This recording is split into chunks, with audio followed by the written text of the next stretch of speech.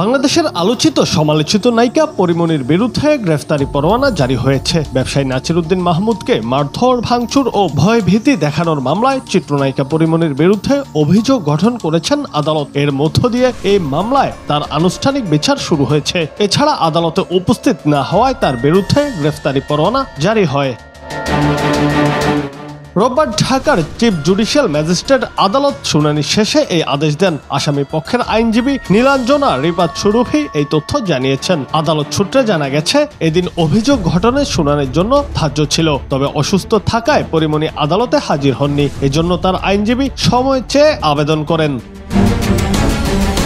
অন্যদিকে বাদীপক্ষ অভিযোগ গঠন শুনানির পক্ষে আবেদন করেন। আদালত সময়ের আবেদন নাকচ করে অভিযোগ গঠন করেন। একই সঙ্গে পরিমণির জামিন বাতিল করে তার বিরুদ্ধে গ্রেফতারি পরোয়ানা জারি করেন আদালত।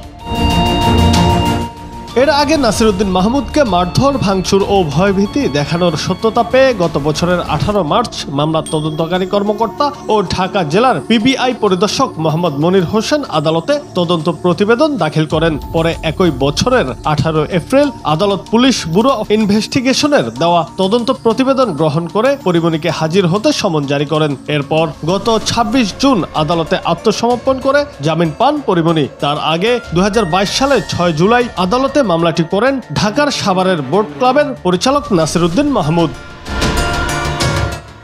জুনায়েদ আহমেদ, বাংলা টিভি।